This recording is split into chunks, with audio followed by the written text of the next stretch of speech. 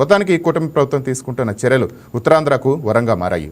రైట్గా ఈరోజు డిబేట్లో ఇదే టాపిక్పై చర్చిద్దాం. మనతో పాటు డిబేట్లో పాల్గొనడానికి కోటిపల్లి అయ్యప్ప గారు, రాజకీయ విశ్లేషకులు, ఆయనతో పాటు మేడా విజయశేఖర్ రెడ్డి గారు, టీడీపీ అధికార ప్రతినిధి, అండ్ రేగడి లక్ష్మణరావు గారు, వైసీపీ అధికార ప్రతినిధి. సార్ ముగ్గురికి good morning sir, welcome to YK news. Sir first Ayyappa గారు మీరు చెప్పండి, ఉత్తరాంధ్ర గూగుల్ డేటా ఐ సెంటర్ ఏర్పాటు ఉత్తరాంధ్రకి వర్మ ఎలా చూడదు సార్?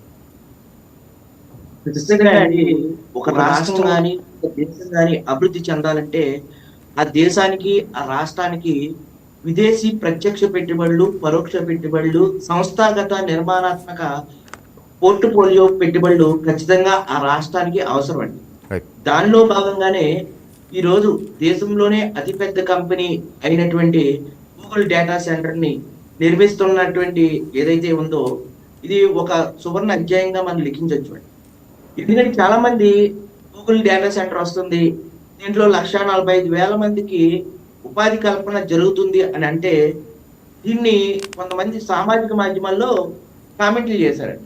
ఏమని, ఇన్ని జాబులు వస్తాయా మనకి, గూగుల్ యొక్క డేటా యొక్క జాబులే 1,00,000 పైచిలకు దేశవ్యాప్తంగా, ప్రపంచవ్యాప్తంగా, కానీ ఇన్ని జాబులు ఎలా వస్తాయని అడిగారు.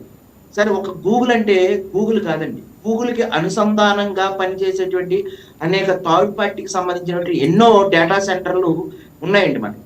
వాటిలన్నింటినీ కలిపి, అంటే ఇప్పుడు యాక్చువల్గా విప్రో అనేది ఉన్నదండి, విప్రోలో పనిచేసే వ్యక్తులు అనేక కంపెనీలకు పనిచేస్తారు. అంటే విప్రో అనేది ఒక కన్సల్టెన్సీ సర్వీస్ అండి. అట్లా బ్యాంక్ ఆఫ్ అమెరికా ఉద్యోగుల్ని ఒక 35,000 మంది ఉన్నారు, కానీ అన్ని వాళ్ళు సపోర్ట్ చేసేటువంటి విప్రో ఎంప్లాయీస్, కాగ్నిజెంట్ ఎంప్లాయీస్ ఇట్లా అనమాట. చాలా మందికి ఈ ప్రశ్న అర్థం కావట్లేదు, దీన్ని విమర్శిస్తున్నారని చెప్పి దీన్ని ప్రక్షాళన చేయడానికి వాళ్ళకి అర్థమయ్యే విధంగా నేను చెప్తున్నానండి.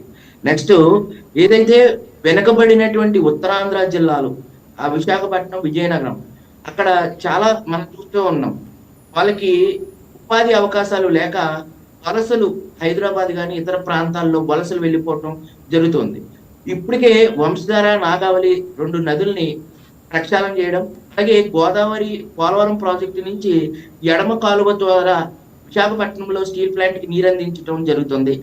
దాన్ని మరొక కాలువని అనుసంధానంగా తవ్వి పారిశ్రామికంగా కావలసినటువంటి నీటి సహజ వనరులను కూడా అక్కడ తీసుకెళ్తున్నారు.